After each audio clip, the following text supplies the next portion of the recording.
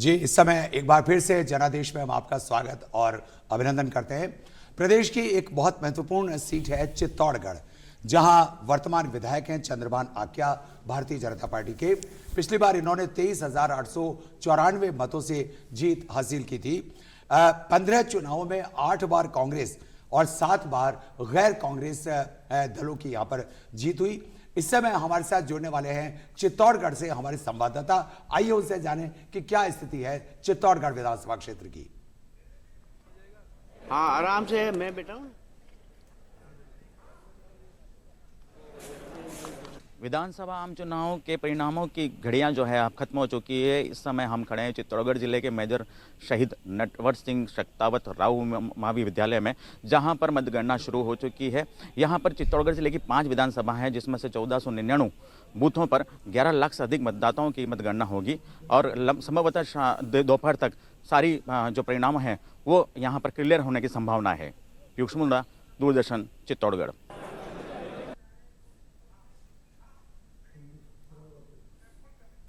जी, तो ये थी स्थिति चित्तौड़गढ़ से और हम लगातार इन चुनावी नतीजों और रुझान पर नजर बनाए हुए। अब तक 73 सीटों के रुझान हमारे सामने आ चुके हैं और पहली बार ऐसा हुआ है कि कांग्रेस और भारतीय जनता पार्टी के अलावा किसी निर्दलीय या अन्य राजनीतिक दल को एक सीट पर बढ़त के रुझान आए हैं। हमारे सामने एक ब्रेकिंग हमारे सामने है। अब तक 39 सीटों पर भारतीय जनता पार्टी और 34 सीटों पर कांग्रेस के प्रत्याशी आगे चलने का रुझान है। भारतीय जनता पार्टी ने 39 और कांग्रेस ने अब तक 34 सीटों पर विजय हासिल की है। अभी रुझान है आगे बढ़ने का।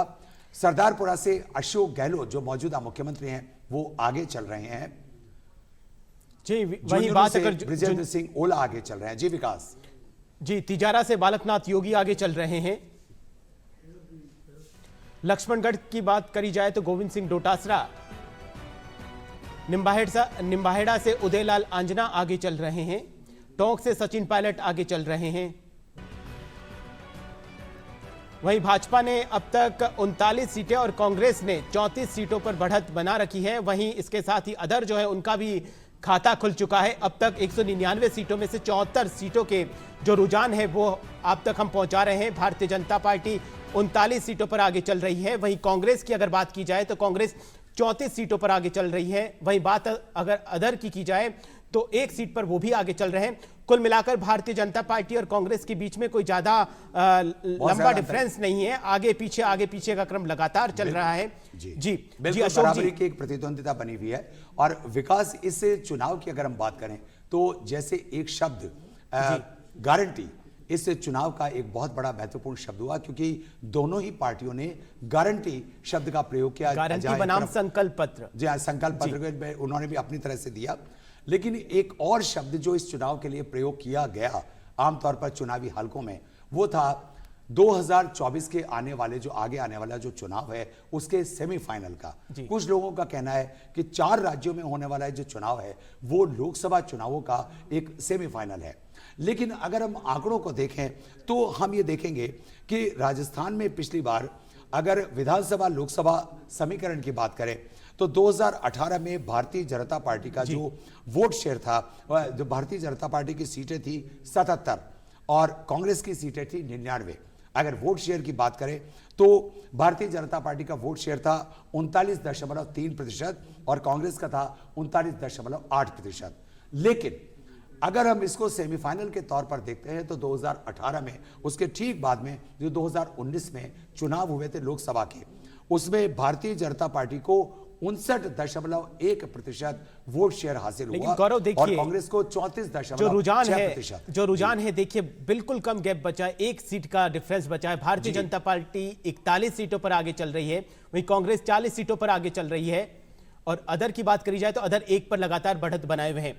डीडी राजस्थान की पूरी टीम राजस्थान के कोने कोने से अपडेट देने के लिए, बिल्कुल सटीक और सही परिणाम की जानकारी देने के लिए तैयार है। इसी बीच दौसा से हमारे संवाददाता हमसे जुड़ चुके हैं। वहां की पल पल की जानकारी दौसा से क्या कुछ वहां पर स्थिति है उसकी जानकारी बताने के लिए। जी संतोष जी, क्या कुछ अपडेट है दौसा से? दौसा में पहले राउंड की जो गिनती हुई है उसमें जी। यहाँ कांग्रेस के जो 3 मंत्री हैं और 2 विधायक है, एक निर्दलीय है, 500, उनमें भारतीय जनता पार्टी आगे चल रही है। डाक मतपत्रों में जहां कांग्रेस के 500 प्रत्याशी आगे थे, वहीं अब जैसे ही ईवीएम खुली है तो पहले राउंड में सभी कांग्रेस के 3 मंत्री धराशायी हो गए और पहले राउंड में भारतीय जनता पार्टी के 500 उम्मीदवार आगे चल रहे हैं। इसमें लालसोट से चिकित्सा स्वास्थ्य मंत्री प्रसादी लाल मीणा पिछड़ रहे हैं, वहीं दौसा से कृषि विपणन राज्य मंत्री भी इसमें पिछड़ रहे हैं। सिकराय की बात करें तो वहां ममता भूपेश जो महिला बाल विकास मंत्री है वो भी पहले राउंड में भाजपा के विक्रम बंसीवाल से पिछड़ रही है। इसी तरह ओम प्रकाश हुडला जो कि कांग्रेस के उम्मीदवार है महुआ से, वे भी इसमें पिछड़ रहे हैं। बात करें बांदीकुई विधानसभा की तो वहां जीआर खटाणा जो कांग्रेस के उम्मीदवार है वो भारतीय जनता पार्टी के भागचंद टाकड़ा से पहले राउंड की मतों की गिनती में पिछड़ रहे हैं। जी अगर संतोष जी मतगणना स्थल पर आपने अभी दौरा किया हो या वहां जाकर आए हो तो वहां की क्या स्थिति है, वहां की स्थिति बताइए। मतगणना स्थल पे मैं इस समय स्वयं यहाँ मौजूद हूँ। यहाँ सुरक्षा के व्यापक इंतजामात हैं, यहाँ सीसीटीवी कैमरे आदि लगा रखे हैं। खासकर समर्थकों में जबरदस्त उत्साह देखने को मिल रहा है। कार्मिक भी पूरी उत्साह के साथ यहाँ काउंटिंग करवा रहे हैं। जिला निर्वाचन अधिकारी, पुलिस अधीक्षक सहित करीब 1000 पुलिस का जाब्ता यहाँ सुरक्षा के लिए तैनात है और बड़ा ही अच्छा माहौल मतगणना केंद्र में देखने को मिल रहा है। जी संतोष, कहीं पर त्रिकोणीय मुकाबला दौसा में देखने को मिल रहा है आपको? पहले राउंड की मतों की गिनती में यहाँ कहीं भी कोई मुकाबला आमने सामने नजर नहीं आ रहा। भारतीय जनता पार्टी एक तरफा 500 ही विधानसभा सीटों पर आगे बढ़ती नजर आ रही है, जीतती नजर आ रही है। जी संतोष, आप बिल्कुल जानकारी देते रहिए, हम आपसे फिर जुड़ेंगे। अगर दौसा विधानसभा क्षेत्र की बात करें तो दौसा विधानसभा क्षेत्र की अब तक की स्थिति ये रही है कि सीट पर 3 बार कांग्रेस और 5 बार भारतीय जनता पार्टी के प्रत्याशी विजयी रहे हैं। जो मौजूदा विधायक मुरलीलाल मीणा जो प्रदेश के कृषि विपणन मंत्री भी हैं, वो कांग्रेस के थे। पिछली बार उन्होंने 50,948 मतों से जीत हासिल की थी, लेकिन अभी संतोष जी का कहना है कि 50,000 का जो मतों का जो अंतर है, ये जो वोट डिफरेंस है, ये एक तरीके से खत्म होता नजर आ रहा है और इस समय वो पिछड़ रहे हैं। मुरलीलाल मीणा 3 बार विधायक और 2 बार मंत्री रह चुके हैं और भारतीय जनता पार्टी से जो शंकर शर्मा है वो 1 बार विधायक और वर्ष 2018 में भी वो भाजपा प्रत्याशी रहे। तो दौसा की स्थिति बताई और विकास, तो इस समय हमारी की स्थिति में भारतीय जनता पार्टी के प्रत्याशी 47 सीटों पर और कांग्रेस के प्रत्याशी 45 सीटों पर आगे हैं और अभी तक एक सीट ऐसी है जिस पर जो अन्य और निर्दलीय में से बढ़त हासिल है।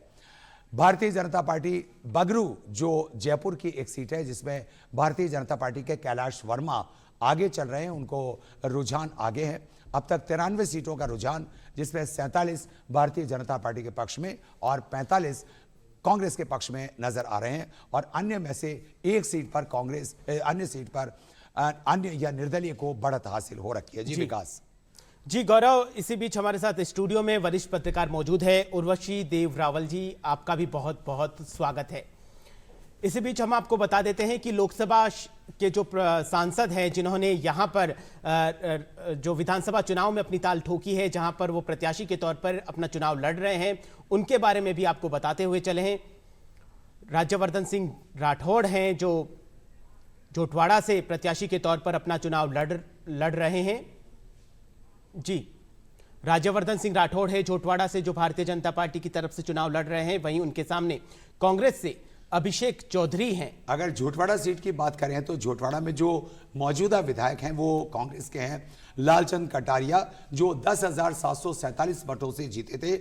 जब से जोटवाड़ा विधानसभा सीट बनी है तब से 2 बार भारतीय जनता पार्टी और 1 बार कांग्रेस को जीत हासिल हुई है। जी विकास। जी, मंडावा की बात करी जाए तो मंडावा से भाजपा के जो सांसद है नरेंद्र कुमार खीचड़, वो चुनाव लड़ रहे हैं। वहीं कांग्रेस से रीटा चौधरी उनके सामने हैं।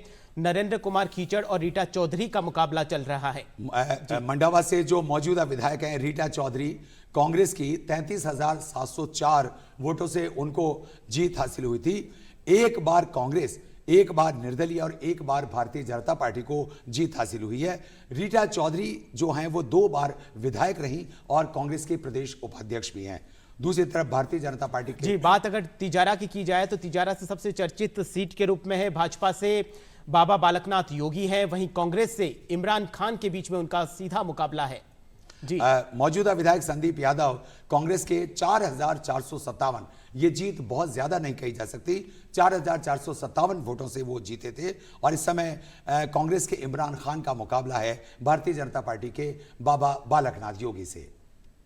वही बात अगर विद्याधर नगर की जाए तो यहां पर भारतीय जनता पार्टी से दिया कुमारी प्रत्याशी के तौर पर है, वहीं कांग्रेस से सीताराम अग्रवाल से उनका मुकाबला है। जी, परिसीमन में जब से विद्याधर नगर सीट बनी है, नरपत सिंह राजवी जो मौजूदा विधायक है 31,332 वोटों से उन्होंने जीत हासिल की थी।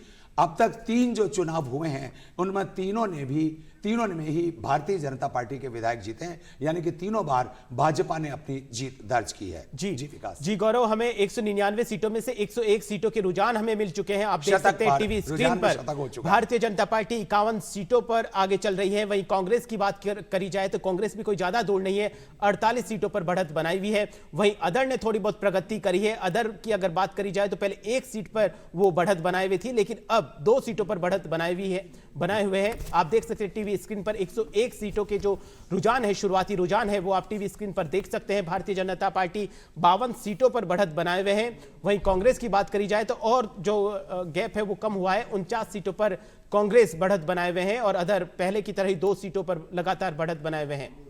जी, हम आपको टोंक एक बहुत महत्वपूर्ण सीट है क्योंकि इसमें कांग्रेस के वरिष्ठ नेता सचिन पायलट वहां से चुनाव लड़ रहे हैं। आपको टोंक लिए चलते हैं और जानते हैं वहां के मतगणना की और अब तक के रुझानों की स्थिति।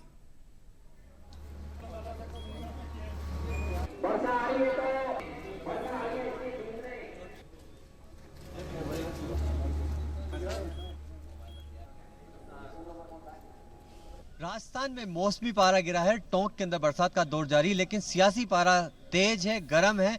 हॉट सीट टोंक पर हम मौजूद हैं, जहां पर मतगणना शुरू हो चुकी है, रुझान आने शुरू हो चुके हैं। Ravi Tailor, DD News, Tonk. जी, हमने टोंक की स्थिति के बारे में जानकारी की। टोंक में वर्तमान विधायक सचिन पायलट पिछली बार 54,179 वोटों से उन्होंने जीत हासिल की थी।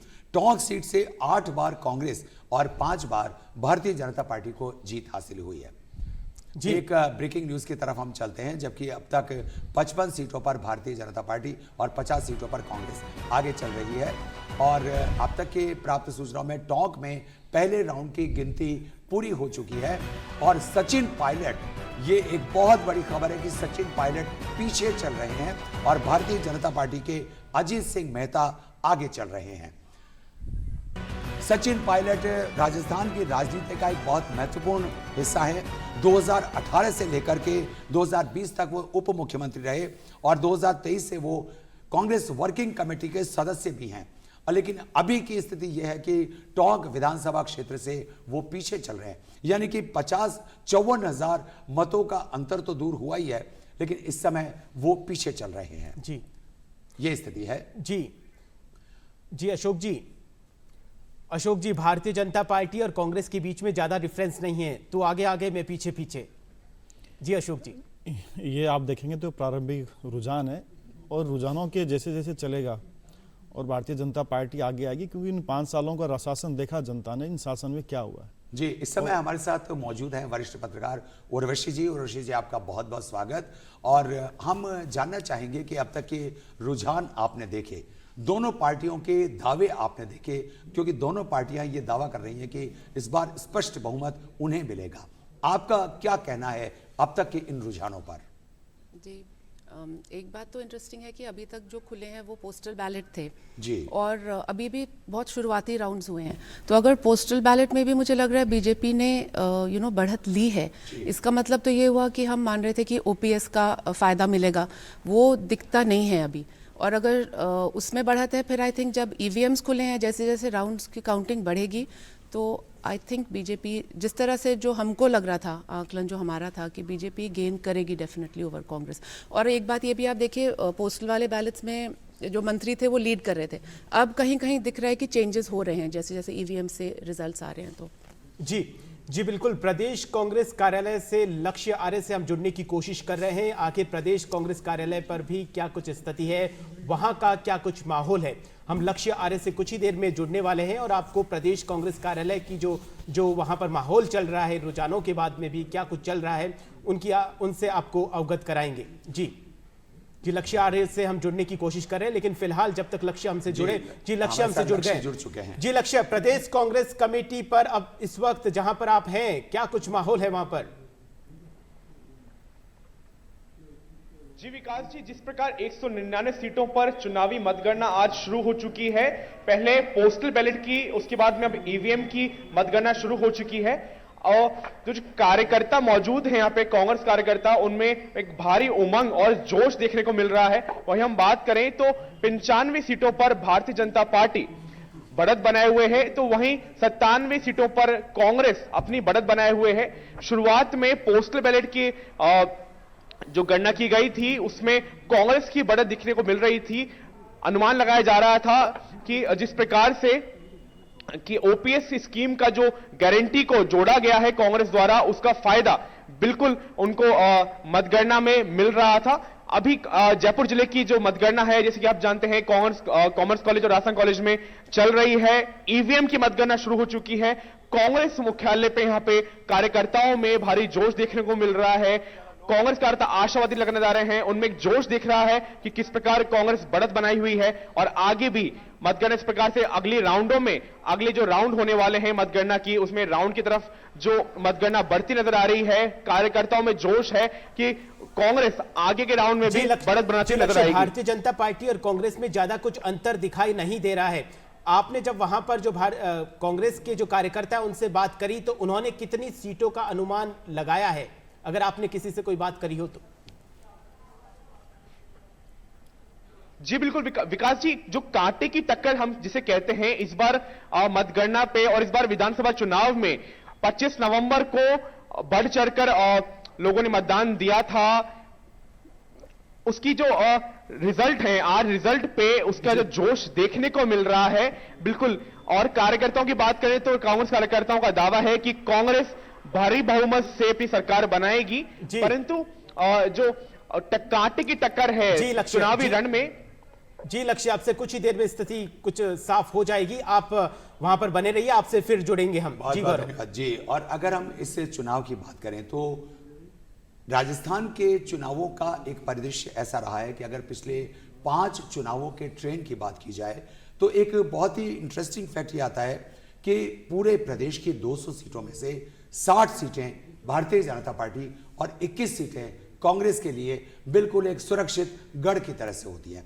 यानी कि वो गढ़ जो अभेद्य हैं, जिनको कोई भेद नहीं सका है और इस पर लगातार एक के बाद एक दूसरे चुनाव में जीत हासिल रही है। अब इन 81 सीटों को अगर छोड़ दें तो 119 सीटों जो ओपन सीट्स हैं, इस पर पूरी दोनों पार्टियां अपना कॉन्सेंट्रेट करती हैं।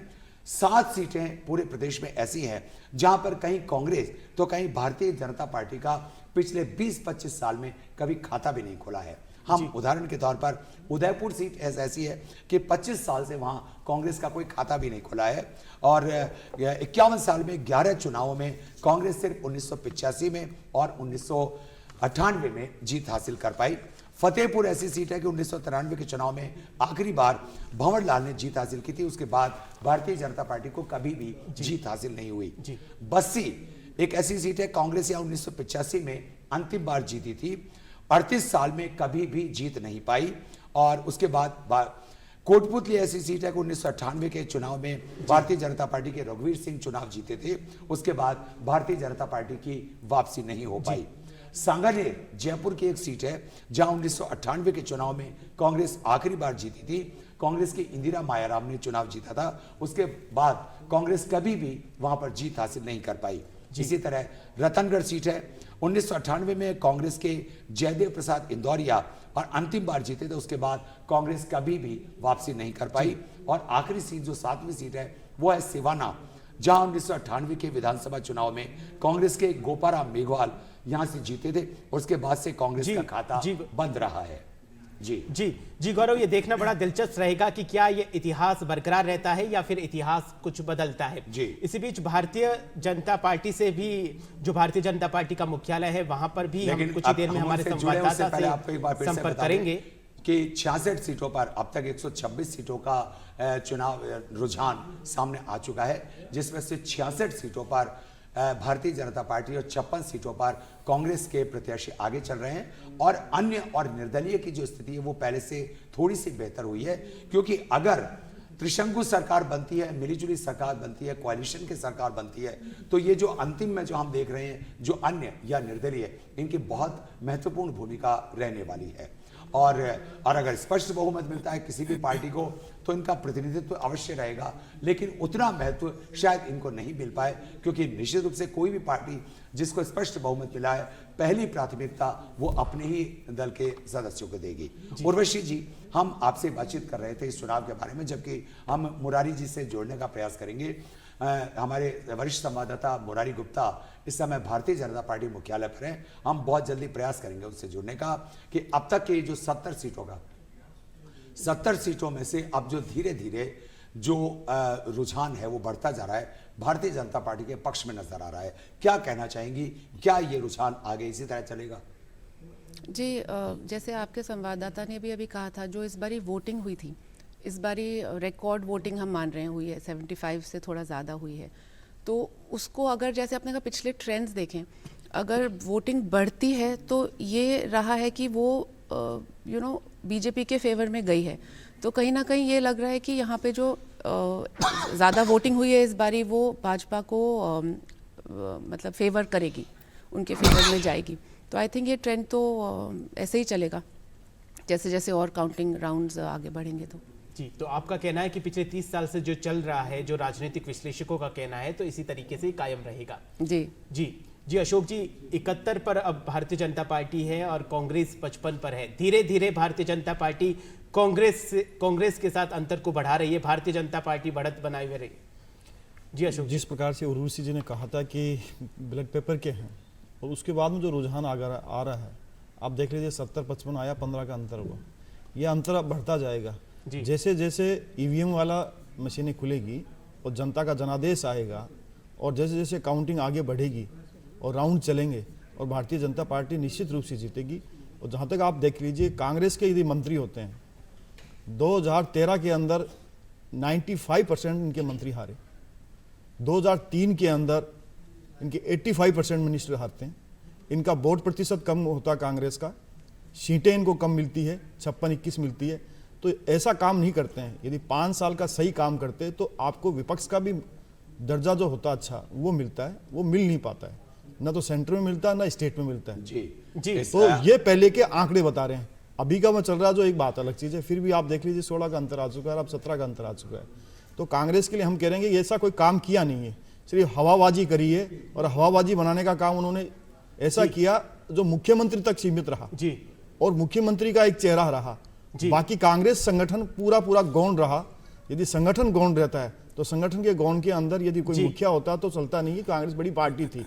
तो आज का आप देख लीजिए, जैसे जैसे नतीजा आएगा जी, और कांग्रेस अशोक जी और भी पिछड़ेगी। जी, आपके वादों में कितनी कुछ सच्चाई है, वो कुछ ही देर में स्थिति साफ हो जाएगी। फिलहाल भारतीय जनता पार्टी के मुख्यालय से हमारे संवाददाता मुरारी गुप्ता हमसे जुड़ चुके हैं। भारतीय जनता पार्टी के मुख्यालय पर क्या कुछ माहौल है, क्या कुछ स्थिति है वहां पर, कितना कुछ कार्यकर्ताओं में जोश है, इन सभी प्रश्नों का उत्तर देने के लिए मुरारी गुप्ता हमसे जुड़ चुके हैं। जी मुरारी जी, आप जहां पर हैं भारतीय जनता पार्टी के मुख्यालय पर, वहां पर क्या कुछ माहौल आपको देखने को मिल रहा है? जी मुरारी जी। जी विकास, मैं इस समय भारतीय जनता पार्टी के मुख्यालय पर मौजूद हूं, और बड़ी संख्या में यहाँ भारतीय जनता पार्टी के कार्यकर्ता मौजूद हैं, और बड़ी स्क्रीन के माध्यम से जो नतीजे हैं उनको देखे जा रहे हैं। जिस तरह भारतीय जनता पार्टी के शुरुआती रुझान में भारतीय जनता पार्टी बढ़त बनाए हुए हैं, तो निश्चित रूप से जो पार्टी के कार्यकर्ता है उनमें एक उत्साह है। हमारे साथ कुछ कार्यकर्ता हैं, उनसे हम बात करते हैं कि किस तरह का उत्साह उनके अंदर है। सर, शुरुआती रुझान भारतीय जनता पार्टी का रहे, क्या लग रहा है आपको? सर, ये सभी कार्यकर्ताओं की मेहनत है, भाजपा अध्यक्ष की, बीजेपी की, और हम 105 से 110 से पूरे राजस्थान में बीजेपी की सरकार बनेगी। और बिल्कुल सभी इसमें बड़े से लेकर छोटे कार्यकर्ताओं का इसमें सहयोग है बिल्कुल। और मैं भाजपा अल्पसंख्यक मोर्चा प्रदेश IT प्रभारी इरशाद हसनपुरा बोल रहा हूँ सर। इसमें सर बिल्कुल 105 से 110 से फुल बहुमत से राजस्थान में।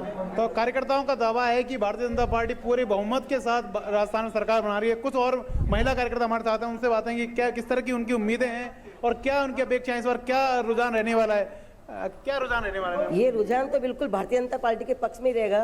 गोविंद की नगरी है ये, और यहाँ पर नारियों का जो अपमान हुआ है वो अब नहीं सहेगा राजस्थान, और अब भारी बहुमत से हमारी भारतीय जनता पार्टी की जीत है। तो भारी बहुमत से भारतीय जनता पार्टी राजस्थान में सरकार बनाएगी, ऐसा पार्टी कार्यकर्ताओं का दावा है विकास। और कहना है कि जिस तरह नारी अत्याचार राजस्थान में हुआ है उसको लेकर एक बदलाव की लहर राजस्थान में देखी जा रही है। कुछ और कार्यकर्ता हमारे साथ हैं, उनसे बात करते हैं कि किस तरह का उनका उत्साह है, क्या उनको उम्मीदें हैं। सर क्या उम्मीदें हैं इस बार? जी, भारतीय जनता पार्टी बहुत भारी बहुमतों से जीत रही है और सरकार बीजेपी की बन रही है राजस्थान में, और शिवलाइन विधानसभा में भी गोपाल शर्मा जीत रहे हैं। तो कुल मिला के सारे जो कार्यकर्ता हैं उनमें एक भावना है कि राजस्थान में पूरी बहुमत के साथ भारतीय जनता पार्टी राजस्थान में सरकार बना रही है। विकास, क्या मुरारी जी राजस्थान की रवायत बरकरार रहने वाली है जो पिछले 30 सालों से चला आ रहा है? बिल्कुल, जिस तरह के रुझान अभी देखने को मिल रहे हैं, जिस तरह ताजा रुझानों में 100 सीटों से ऊपर भारतीय जनता पार्टी को रुझान मिल रहे, तो कहीं ना कहीं लगता है कि जो एक रिवाज है राजस्थान में, हर 5 साल में एक जो दूसरी पार्टी को सरकार बदलती है, सत्ता बदलती है, तो सत्ता बदलने का जो रिवाज है इस बार भी ऐसा लग रहा है कि शायद ये रिवाज जारी रहेगा। सोनी जी, बाकी तो क्योंकि पहला राउंड की गिनती पूरी हुई है, जैसे जैसे समय आगे बढ़ेगा लेकिन मुरारी जी भाजपा क्लियर होती रहेगी। कांग्रेस और भाजपा में ज्यादा अंतर नहीं है, कांग्रेस भी पीछे पीछे चली हुई आ रही है। निश्चित रूप से कई जो एग्जिट पोल थे और उनमें बहुत नज़दीकी आपस में जो मुकाबला दिखाया गया, तो कहीं ना कहीं लेकिन जैसे जैसे अभी 1 घंटा बीता है, 2 घंटे या 3 घंटे के बाद जैसे बीतेगा, पिक्चर और भी क्लियर होगी, तो बहुत सारी चीज़ें एकदम पिक्चर सामने आ जाएगी। हमारे साथ कुछ और भी कार्यकर्ता हैं, यदि हम और भी उन लोगों से आपसे बात कराना चाहते हैं कि किस तरह की चीज़ें उनके सामने। जी मैम, क्या लग रहा है आपको राजस्थान में इस बार? राजस्थान में निश्चित रूप से भारतीय जनता पार्टी का परचम लहरा रहा है, और जैसा कि जनता कांग्रेस के कुशासन से त्रस्त थी, पूरे 5 साल जैसे जनता ने बिताए हैं, वो रिजल्ट के माध्यम से हम सबको दिखाई दे रहा है। आप और हम आज इसके साक्षी बनने वाले हैं। निश्चित रूप से भारतीय जनता पार्टी पूर्ण बहुमत से अपनी सरकार बनाने वाली है और जन जन तक बहुत राहत पहुंचेगी, ऐसी मेरी विश्वास है, ऐसी मेरी आशा है। तो भारतीय जनता पार्टी पूर्ण बहुमत से राजस्थान में सरकार बनाने वाली है, ऐसा दावा है भारतीय जनता पार्टी के कार्यकर्ताओं का। विकास, आने वाले 1-1.5 घंटे में और भी चीज क्लियर हो जाएगी। जी मुरारी जी, अभी थोड़ी देर पहले हमारे संवाददाता लक्ष्य कांग्रेस मुख्यालय पर थे, जहां पर बिल्कुल भी गहमा गहमी, बिल्कुल भी भीड़ नजर नहीं आ रही थी, लेकिन भारतीय जनता पार्टी मुख्यालय पर जिस तरह से भीड़ नजर आ रही है उससे बहुत आश्वस्त नजर आए। क्या किसी बड़े नेताओं का आवागमन भी अब तक यहाँ पे शुरू हो चुका है? हाँ बिल्कुल गौरव, लगातार जो प्रदेश के प्रभारी हैं अरुण चौहान, अरुण सिंह, उनका यहाँ दफ्तर में मौजूद हैं। उनसे हालांकि वो पत्रकारों से मिले नहीं है, लेकिन अभी मुश्किल 15 से 20 मिनट पहले वो उन्होंने यहाँ आए, कार्यालय आए, तो कहीं ना कहीं लगता है कि एक वातावरण भारतीय जनता पार्टी के पक्ष में कहीं ना कहीं लग रहा है। जिस तरह वरिष्ठ नेताओं का आवागमन यहाँ चालू हो गया है, तो एक माहौल कह सकते हैं। जी मुरारी जी बहुत बहुत धन्यवाद हमसे जुड़ने के लिए। आगे भी हम आपसे जुड़ेंगे। फिलहाल डीडी राजस्थान के संवाददाता राजस्थान की कोने कोने में मौजूद है, बिल्कुल सही और सटीक परिणाम देने के लिए। फिलहाल चूरू से हमारे संवाददाता हमसे जुड़ चुके हैं। चूरू में क्या कुछ मतगणना को लेकर क्या कुछ माहौल है, कौन आगे चल रहा है, कौन पीछे चल रहा है, इस पर तमाम जानकारी देने के लिए चूरू से हमारे संवाददाता हमसे जुड़ चुके हैं। जी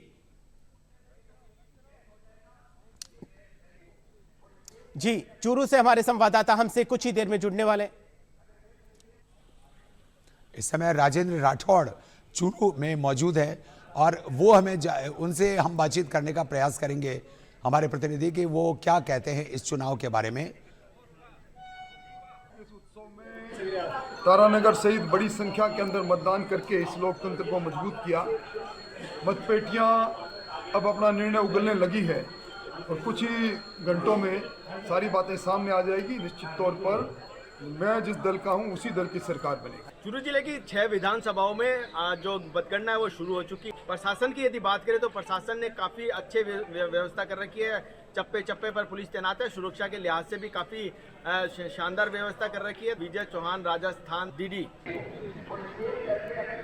जी, तो इस समय हमने चूरू विधानसभा क्षेत्र के बारे में जानकारी ली। अभी चूरू से वर्तमान विधायक हैं राजेंद्र राठौड़, भारतीय जनता पार्टी के वरिष्ठ नेता हैं। उन्होंने पिछली बार ये चुनाव बहुत ही कम वोटों के मार्जिन से जीता था। सिर्फ 1850 वोटों से उन्होंने जीत हासिल की थी।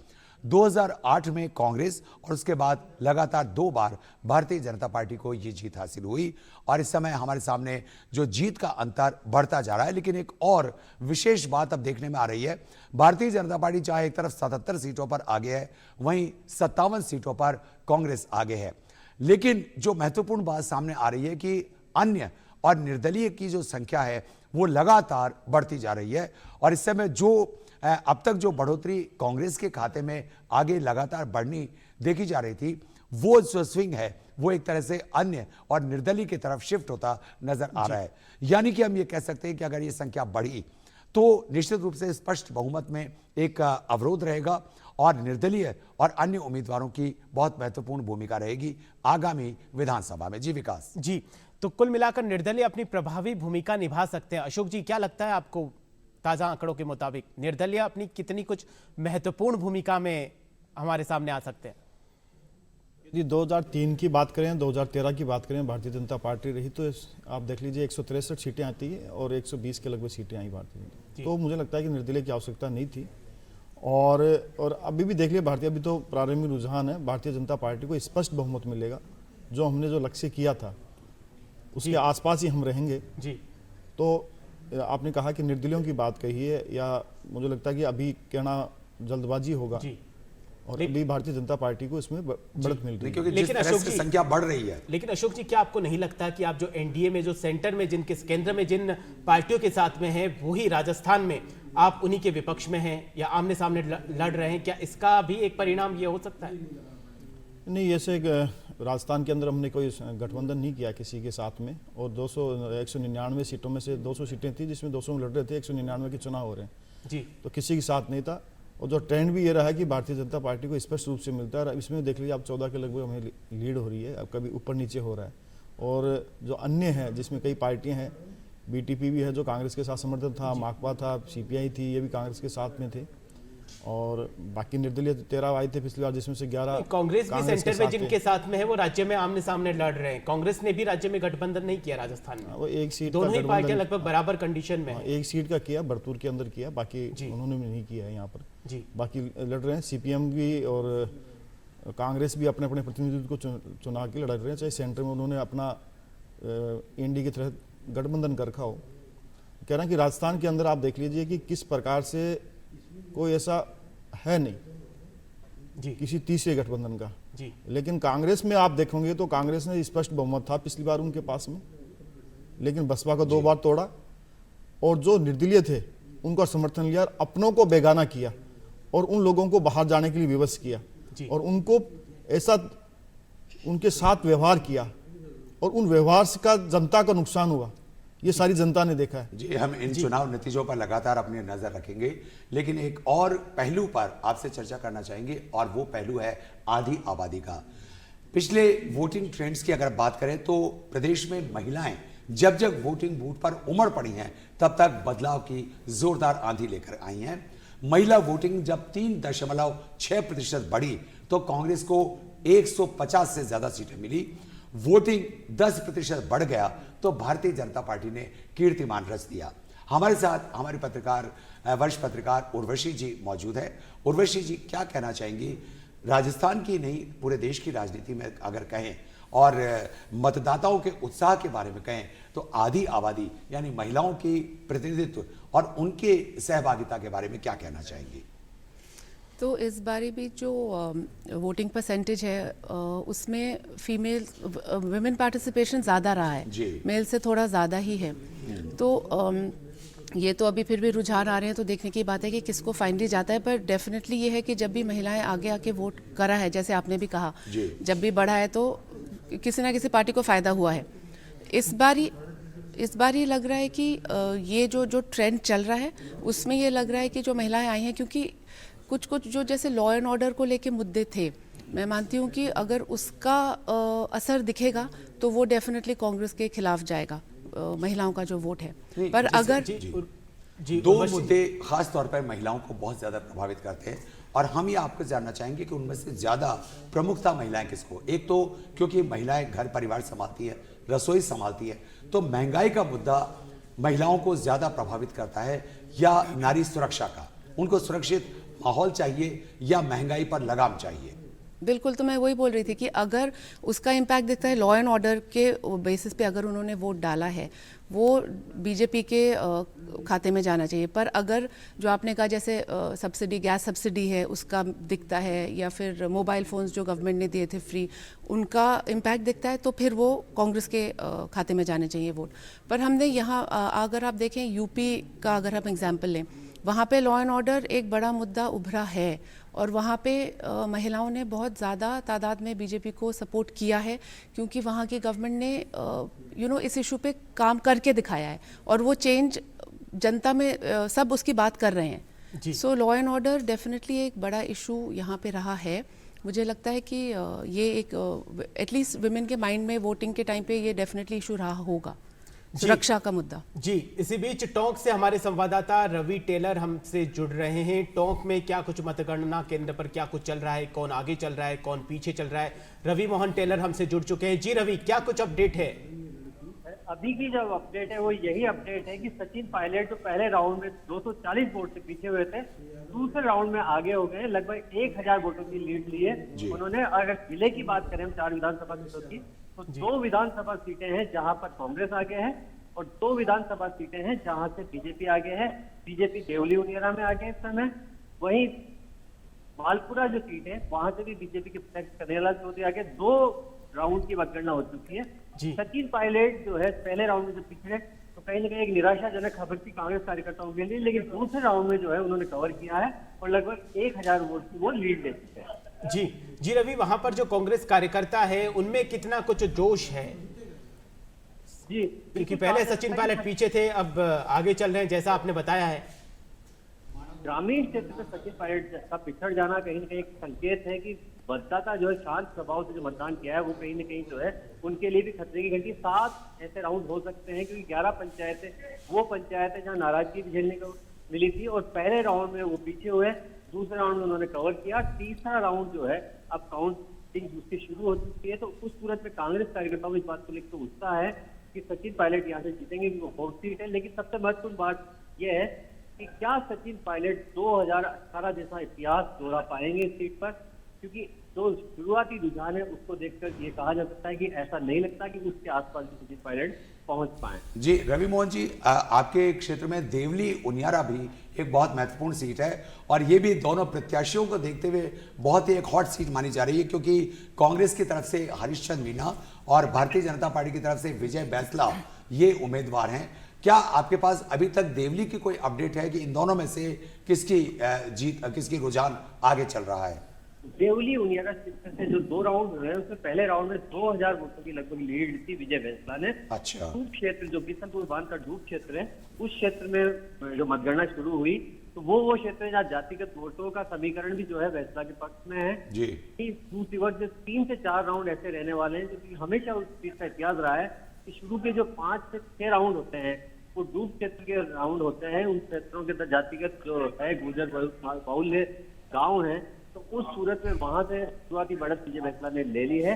पूर्व डीजीपी और इस क्षेत्र से विधायक हरीश मीणा दोनों राउंड में पीछे है। जी, क्योंकि पिछली बार, क्योंकि इस सीट का जो इतिहास हम रवि मोहन जी देख रहे हैं कि इस सीट पर 5 बार कांग्रेस को और 4 बार भारतीय जनता पार्टी को जीत हासिल हुई है और हरीशचंद्र मीणा की जो पिछली बार जो लीड थी वो भी 21,000 से ज्यादा थी, लेकिन अभी आपका कहना है कि वो पिछड़ रहे हैं।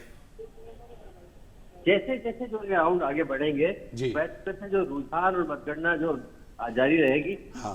क्षेत्र बदलते जाएंगे। तो हम आपको बता दें कि विजय सिंह बैसला, किरोड़ी सिंह बैसला, जो गुर्जर आंदोलन के एक मुखिया के तौर पर जाने जाते हैं, उनके पुत्र हैं और पहली बार चुनाव लड़ रहे हैं। और इस बार उन्होंने हरिश्चंद्र मीना से को इस बार उन्होंने शिकस्त देने की अभी तक रुझान सामने आ रहे हैं। जी विकास। जी जी जी रवि मोहन टेलर जी, बहुत बहुत धन्यवाद हमसे जुड़ने के लिए। आगे की जानकारी भी हम आपसे लेते हुए रहेंगे।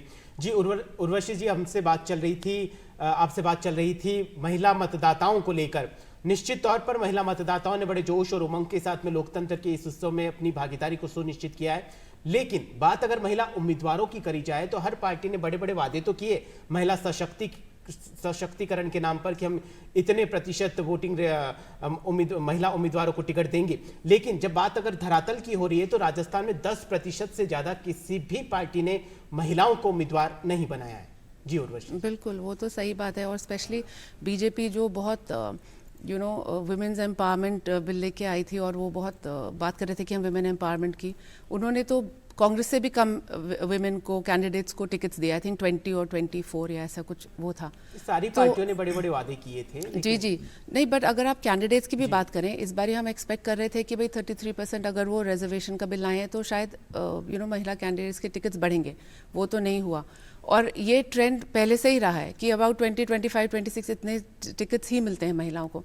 तो इसमें ये खैर एक तो ऑफकोर्स पार्टीज का वो है उनकी जो जैसे आपने कहा वादे हैं, बोलते कुछ हैं करते कुछ हैं। फाइनली जो इलेक्शन में हम देखते हैं कि वो विनेबिलिटी फैक्टर पे आ जाता है सब कुछ। तो उसमें अगर उनको लगता है कि महिलाएं कहीं ना कहीं अभी भी पिछड़ी हैं या उनको इतने विनिंग कैंडिडेट्स नहीं मिल रहे हैं, वो रिफ्लेक्ट करता है जो टिकट डिस्ट्रीब्यूशन हुआ है उसमें। जी उर्वशी जी, आपसे बात जारी रहेगी। फिलहाल आंकड़ों की बात करें तो 199 सीटों में से 158 सीटों के जो रुझान है हमें मिल चुके हैं, जिसमें से भारतीय जनता पार्टी 81 सीटों पर आगे चल रही है, वहीं कांग्रेस 65 सीटों पर आगे चल रही है। वहीं बात अगर अन्य की जाए तो उनका आंकड़ा भी बढ़ता जा रहा है। इस वक्त की सबसे बड़ी खबर आ रही है कि खीमसर से हनुमान बेनीवाल आगे चल रहे हैं, आरएलपी के सुप्रीमो जो हैं। वहीं विद्याधर नगर की बात करी जाए तो वहां से दिया कुमारी आगे चल रही है। वहीं राजसमंद से बात की जाए तो भाजपा से दीप्ति किरण माहेश्वरी आगे चल रही है। जी वहीं अगर बात सवाई माधोपुर से की जाए तो वहां से किरोड़ी लाल मीणा आगे चल रहे हैं। वहीं खीमसर से हनुमान बेनीवाल आगे चल रहे हैं। वहीं हमें 199 सीटों में से 159 सीटों के जो रुझान है वो मिल रहे हैं, जिसमें भारतीय जनता पार्टी को 81 सीटों पर बढ़त मिली हुई है। वहीं बात अगर कांग्रेस की करी जाए तो कांग्रेस 65 सीटों पर आगे चल रही है। वहीं बात अगर निर्दलीय की करी जाए तो निर्दलीय का आंकड़ा लगातार बढ़ता जा रहा है, 13 पे पहुंच गए। जी गौरव, निर्दलीय का जो आंकड़ा ये लगातार बढ़ता जा रहा है, क्या कुछ नया दिलचस्प और रोमांचक मुकाबला देखने को मिल सकता है? जी गौरव। जी, इसमें अगर हम बात करें तो जयपुर की एक बहुत महत्वपूर्ण सीट है विद्याधर नगर, जो बहुत लंबा समय नहीं हुआ है। अब तक 3 बार यहां पर चुनाव हुए हैं और तीनों बार भारतीय जनता पार्टी ने जीत दर्ज की है। जो मौजूदा विधायक है नरपत सिंह राजवी, वो भारतीय जनता पार्टी के पिछले चुनाव में उन्होंने 31,232 वोटों से जीत हासिल की थी। और इस बार जो मुकाबला है वो है कांग्रेस के सीताराम अग्रवाल में, जो पिछली बार चुनाव हारे थे और दूसरी बार चुनाव मैदान में हैं। लेकिन भारतीय जनता पार्टी ने इस बार जो अपना दांव खेला है वो है दिया कुमारी, जो जयपुर राजघराने के पूर्व राजघराने के सदस्य हैं। एक बार विधायक रह चुकी है और एक बार सांसद रह चुकी है, तीसरी बार वो चुनाव मैदान में है। और अब तक की जो रुझान है उसमें दिया कुमारी भारतीय जनता पार्टी की आगे चल रही हैं। जी विकास। जी अशोक जी, ये जो लोकसभा सांसद है उनको आपने विधायक के तौर पे प्रत्याशी बनाकर उतारा है, क्या ये अपने आप में एक नए तरह का प्रयोग आप करना चाह रहे हैं या इसके कोई दूरगामी परिणाम भी देखने को मिल सकते हैं? जी अशोक जी। उससे पहले मैं आपको बता दूं कि वुमेन को पावर देने की बात आती है जी, तो आप केंद्र सरकार की कोई भी योजना देख लीजिए, चाहे घर बना के दें, चाहे शौचालय बना करके दें, उनको जल कनेक्शन का नाम दें, और चाहे उनका उज्ज्वला गैस के तहत उनको गैस सिलेंडर दें और सड़क अच्छी भी मिले। और राज्य की बात आती है आपको सुरक्षा दे, नहीं राज्य सुरक्षा देने में विफल होता है। दूसरा आपने ये कहा कि जिस प्रकार से कि महिलाओं के बारे में कहा, मैं एक और बता दूं, यदि हम बिल लेके आते हैं, एक अच्छा प्रयास किया और उस बिल को पारित भी करवाया, और जो 2028 और 29 के जो लोकसभा और विधानसभा के चुनाव आएंगे उसके अंदर वो उसका डिलिमिटेशन 2026 में होगा, वो मिलेगा। उर्वशी जी की इस बात से मैं सहमत हूँ कि ये कि चुनाव जीतने के लिए विनिटी भी जरूरी भी होती है जी। यदि ये देखा जाता है कि दोनों पार्टियों के अंदर हो या किसी भी दल के अंदर हो। बाकी आपने कहा कि 7 सांसदों को कहा जी, भारतीय जनता पार्टी का कोई किसी भी प्रकार से आप विधायक हो, जनप्रतिनिधि हो या सांसद हो या कोई कार्यकर्ता हो या पदाधिकारी हो, किसी को यह नहीं कहें कि वो सब सांसद हो गए तो आप विधानसभा का चुनाव नहीं लड़ सकते। दोनों ही जनप्रतिनिधि हैं, चाहे वो विधानसभा उसमें ज़्यादा आती हो और वो केंद्र का पार्ट बनता है और ये स्टेट का पार्ट बनता है जी। हम उनको उतारते हैं तो देखा जाता है कि क्या वो जो चुनाव लड़ाएंगे वो आसपास की जो अपनी 8 सीट होती है और उसका भी वो प्रभाव डालेंगे। इसका भी एक कारण रहता है। तो ये कांग्रेस भी करती है ये, लेकिन कांग्रेस के पास इतने राजस्थान के अंदर सांसद है भी नहीं, 2 बार से कंटिन्यू नहीं है। उससे पहले कांग्रेस ने भी ये किया है। जैसे सीपी जोशी जी हो, उनको भी आपने चुनाव लड़ाया था। महादेव जी खंडेला हो, उनको चुनाव लड़ाया जी। गुलाब कटारिया जी थे इनके, जो लालचंद जी उनको भी चुनाव लड़ाया। तो सांसदों से लड़ाना पार्टियों का एक है। वो कांग्रेस जरूर इसको एक मुद्दा बना रही थी बार बार के अंदर कि सब सांसदों को क्यों उतारा, प्रधानमंत्री जी बार बार में क्यों आ रहे हैं, आप लोगों के आते हैं तो चुनाव हार जाते हैं, 27 चुनाव हारते हैं। तो मैं कह रहा हूँ कि कोई भी दल आए, कोई भी प्रधानमंत्री जाए, हमारे चाहे राष्ट्रीय के कोई भी मंत्री, केंद्रीय मंत्री आते हैं तो योजनाओं को भी बारे में चर्चा करते हैं कि राजस्थान में उन योजनाओं का कितना इम्पैक्ट पड़ा। तो जनता से एक संवाद होता है जो सभाओं और रैलियों के माध्यम से। जी जी, इस समय हमारे साथ में 83 सीटों पर भारतीय जनता पार्टी, 67 सीटों पर कांग्रेस और 14 सीटों पर अन्य या निर्दलीय प्रत्याशी अब तक रुझान में आगे आ चुके हैं। जी विकास जी, इस वक्त की सबसे बड़ी खबर आ रही है कि बानसूर से शकुंतला रावत आगे चल रही है। वही बात अगर सवाई माधोपुर की जाए तो सवाई माधोपुर से किरोड़ी लाल मीणा आगे चल रहे हैं जी। वही झालरापाटन से वसुंधरा राजे, पूर्व मुख्यमंत्री वसुंधरा राजे आगे चल रही है। वही हिंडोली की बात की जाए तो हिंडोली से कांग्रेस सरकार में मंत्री रहे अशोक चांदना आगे चल रहे हैं। भाजपा कार्यकर्ताओं का जो पार्टी मुख्यालय है वहां पर जमावड़ा शुरू हो गया है, क्योंकि शुरुआती रुझान जो स्पष्ट हो रहे हैं कि भारतीय जनता पार्टी, अब हम देख भी रहे थे कि जहां हमारे वरिष्ठ संवाददाता मुरारी गुप्ता मौजूद थे, वहां पर एक जश्न का माहौल देखने में आ रहा था। लेकिन कांग्रेस के जो पार्टी मुख्यालय पर हमारे संवाददाता थे, वहां पर बहुत कम लोग नजर आ रहे थे, क्योंकि 83 और 68 ये फासला धीरे धीरे थोड़ा बढ़ रहा है। लेकिन इसके साथ में अन्य और निर्दलीय जो प्रत्याशी है, उनके रुझान का आंकड़ा लगातार बढ़ रहा है, यानी कि उनकी बहुत महत्वपूर्ण भूमिका रहने वाली है। उर्वशी जी, आपको क्या लगता है कि जितनी संख्या जो निर्दलीय प्रत्याशियों की बढ़ रही है, क्या आगे आने वाली सरकार में उनकी भागीदारी और बढ़ने वाली है? जी बिल्कुल, एंड स्पेशली अगर जैसे एग्जिट पोल्स ने कहा है, अगर पास रहती है टक्कर, सीटें 100 के पास रहते हैं पार्टीज के लिए, तब तो डेफिनेटली उनकी बहुत ही महत्वपूर्ण भूमिका होगी। और दोनों पार्टीज ऑलरेडी संपर्क में हैं। सीएम गहलोत भी संपर्क कर चुके हैं, भाजपा भी अपने जो इंडिपेंडेंस बागी खड़े हुए थे उनसे संपर्क में हैं, स्मॉलर पार्टीज से भी संपर्क में हैं। तो उनको लेकर मतलब ये है, मुझे लगता है जैसे दोनों पार्टीज़ के काफ़ी सारे बागी खड़े हुए थे इस बारी चुनाव में, तो वो कहीं ना कहीं फ़ायदा उन पार्टीज़ को ही मिलेगा। जैसे अगर बीजेपी अपने बागियों से संपर्क में है तो वो मोस्ट लाइकली पार्टी में वापस आएंगे, तो इससे तो बीजेपी का ही जो फाइनल टैली है वो बढ़ेगी। उसी तरह कांग्रेस के जो बागी खड़े हुए हैं वो कांग्रेस के, अगर कांग्रेस की तरफ जाएंगे तो वो कांग्रेस के खाते में ही जाएंगी सीटें। तो उस तरह से दोनों को फ़ायदा मिलेगा, उनके बागी अगर वापस दोनों पार्टीज़ में आ जाते हैं। जी जी, उर्वशी जी, अगर क्या आपको लगता है कि निर्दलियों के समर्थन से कोई भी सरकार बनती है तो क्या वो इतने सशक्त तरीके से और मजबूत तरीके से राज्य को एक नई सरकार अच्छे से चला सकती है? तब तो डेफिनेटली थोड़ा चैलेंज, उम्मीदें हैं उनके ऊपर खरा उतर सकती है? नहीं बिल्कुल, तब तो डेफिनेटली चैलेंज हो जाता है। पिछली बार भी आप देखिए कांग्रेस को 100 सीट्स मिली थी, एक 1 शॉर्ट ऑफ मेजॉरिटी।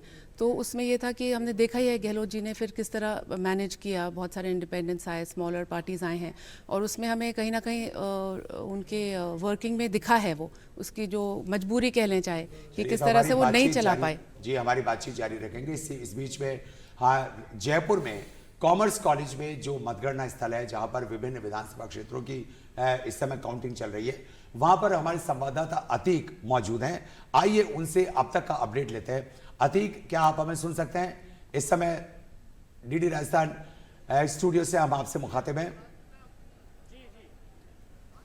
जी बताइए, क्या स्थिति है अब तक की मतगणना स्थल पर?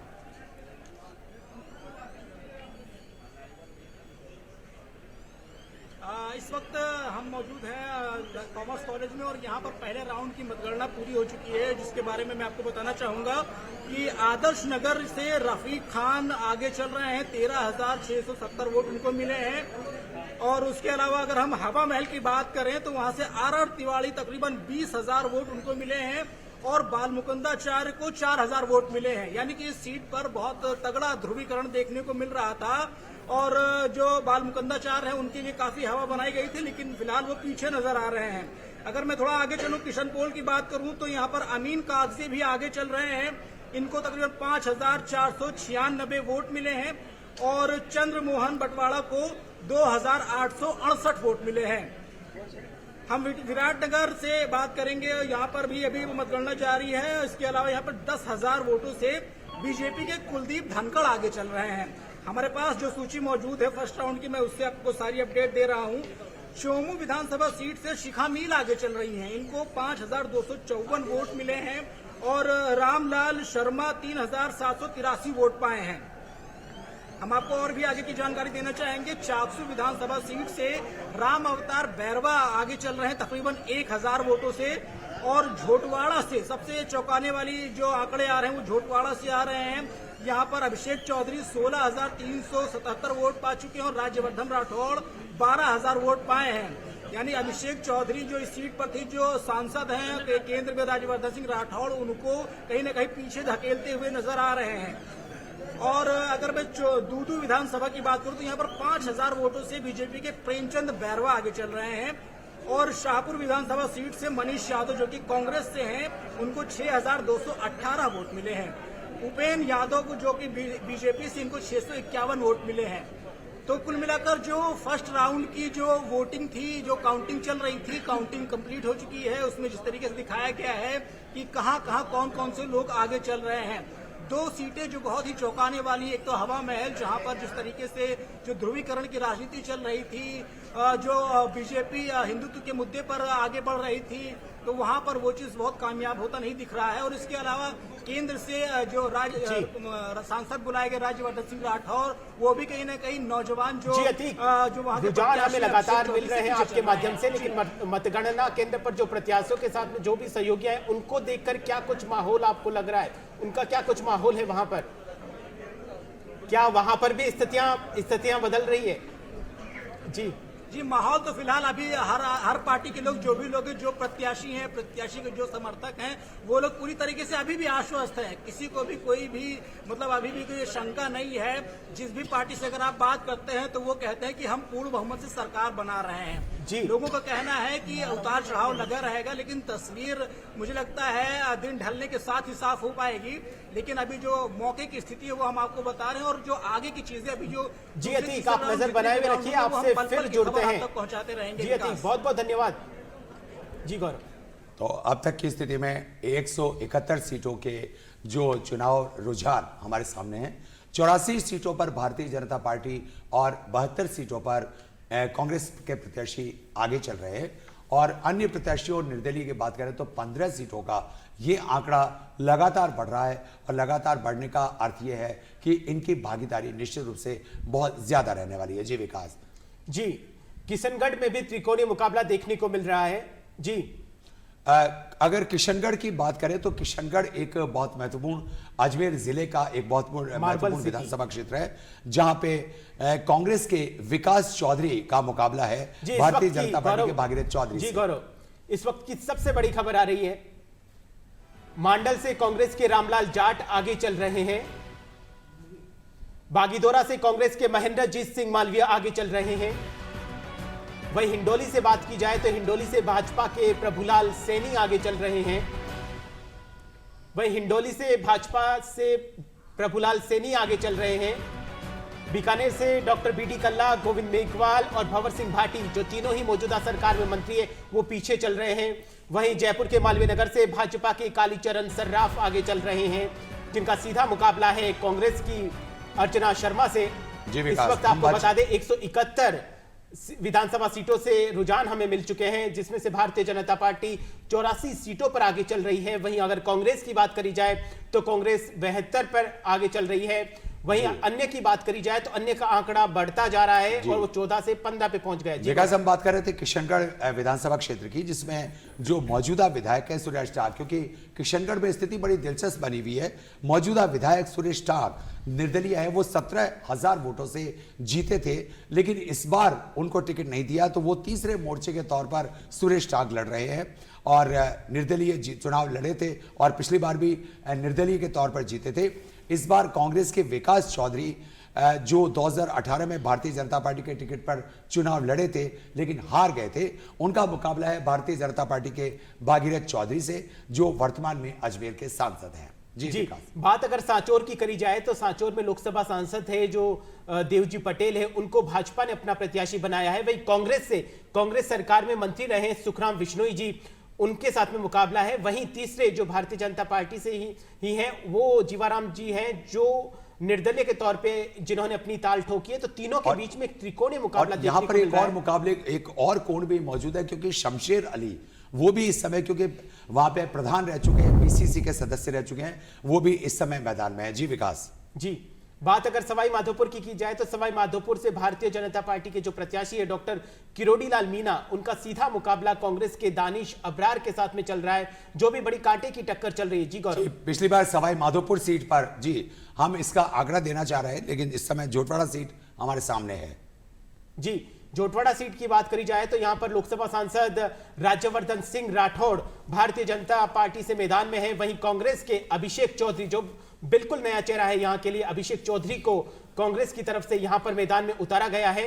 पिछली बार जो अभिषेक लालचंद कटारिया, जो मौजूदा सरकार में मंत्री भी रहे, वो कांग्रेस के 10,747 वोटों से जीते थे और इस समय अभिषेक चौधरी का मुकाबला भारतीय जनता पार्टी के राज्यवर्धन सिंह राठौड़ से। अगर बात मंडावा की करी जाए तो मंडावा से भारतीय जनता पार्टी के जो सांसद है नरेंद्र कुमार खींचड़, वो भारतीय जनता पार्टी से मैदान में है। वहीं कांग्रेस से रीटा चौधरी उनको टक्कर दे रही है। मौजूदा विधायक रीटा चौधरी पिछली बार 33,000 वोटों से जीती। तिजारा की अगर बात करी जाए तो तिजारा सबसे चर्चित सीट भारतीय जनता पार्टी से बाबा बालकनाथ योगी मैदान में है। वहीं कांग्रेस से इमरान खान मैदान में है। जो मौजूदा विधायक हैं संदीप यादव, कांग्रेस के, उन्होंने 4,457 वोटों से जीत हासिल की थी। इस बार मुकाबला है तिजारा के बाबा बालकनाथ योगी और वही बात भारतीय जनता पार्टी के बालकनाथ। विद्याधर नगर की करी जाए बात तो भारतीय जनता पार्टी से यहाँ की जो सांसद है दिया कुमारी को, उनको भारतीय जनता पार्टी ने मैदान में उतारा है। वहीं उनका सीधा मुकाबला कांग्रेस के सीताराम अग्रवाल से है। जी, दिया कुमारी एक बार विधायक रह चुकी है, एक बार सांसद रह चुकी है और इस बार तीसरी बार चुनाव मैदान में है। जो मौजूदा विधायक नरपत सिंह राजवी भारतीय जनता पार्टी के 31,232 वोटों से उन्होंने जीत हासिल की थी। जी विकास जी, राजस्थान के रुझान 173 सीटों पर राजस्थान के रुझान हमें मिल चुके हैं, जिसमें से भारतीय जनता पार्टी 89 सीटों पर आगे चल रही है। वहीं कांग्रेस की अगर बात की जाए तो कांग्रेस 70 सीटों पर आगे चल रही है। वहीं बात अगर अन्य की जाए तो अन्य भी 14 सीटों पर आगे चल रहे हैं। 173 सीटों के रुझान हमें मिल चुके हैं, आप टीवी स्क्रीन पर देख सकते हैं। भारतीय जनता पार्टी 89 सीटों पर आगे चल रही है और कांग्रेस 70 सीटों पर आगे चल रही है। वहीं अगर अन्य की बात करी जाए तो एक बार फिर से बता दें कि 14 जो उम्मीदवार हैं वो आगे चल रहे हैं। वहीं सिविल लाइंस जो सीट है वहां पर जो राजस्थान सरकार में मंत्री रहे प्रताप सिंह खाचरियावास, वो आगे चल रहे हैं। डीडी राजस्थान की टीम राजस्थान के कोने कोने में बड़ी मुस्तैदी के साथ तैनात है और वहां का सही और सटीक परिणाम की जानकारी देने के लिए तैयार है। हमारे साथ वरिष्ठ पत्रकार उर्वशी जी भी मौजूद है। उर्वशी जी, क्या लगता है आपको, जो रुझान अभी चल रहे हैं, जिस तरीके से निर्दलीयों की जो संख्या है वो भी बढ़ रही है और भारतीय जनता पार्टी और कांग्रेस के बीच में जो एक अंतर था, जो पहले बहुत कम अंतर था, लेकिन वो धीरे धीरे अंतर बढ़ता जा रहा है। जी उर्वशी जी। एक बात मैं कहना चाहूँगी, मैं जो इलेक्शन कमीशन के रिजल्ट्स में देख रही थी टैलीज में, उसमें ये जो भारतीय आदिवासी पार्टी जो अभी बनी थी वो 5 सीटों पे आगे चल रही है। तो उस इलाके में मतलब उनका कुछ तो प्रभाव पड़ा है। पहले पीडीपी थी, पिछले चुनाव में हमने देखा था वो 2 सीटें जीती थी, इस बारी 5 पे वो आ गए हैं। तो वहाँ पे कहीं ना कहीं वो दोनों पार्टी के वोट को ही काटेंगी। ट्राइबल वोट जो हम मानते हैं वहाँ पे बीजेपी कांग्रेस का, वो एक इंटरेस्टिंग रिजल्ट मतलब लीड दिख रही है। पर ये है कि मुझे अभी भी लगता है कि बीजेपी मेजॉरिटी तो फॉर्म करेगी, बट ऑब्वियसली अब बीजेपी चाहे उनको 105 110 जैसे माना जा रहा है मिले, तो वो क्यों नहीं चाहेंगे कि उनकी जो टैली है बढ़े, और अपने एटलीस्ट जो बागी हैं उनसे तो डेफिनेटली वो संपर्क में ऑलरेडी हैं और चाहेंगे कि वो पार्टी में वापस आ जाएं ताकि एक और मजबूती सरकार को मिले जब अगर वो बनाते हैं तो। जी उर्वशी जी, आपने बांसवाड़ा, डूंगरपुर और प्रतापगढ़ का जिक्र किया, ये चर्चा हमारी जारी रहेगी, लेकिन फिलहाल जनादेश 2023 के आज के इस विशेष कार्यक्रम में फिलहाल वक्त हो चला है एक छोटे से अंतराल का।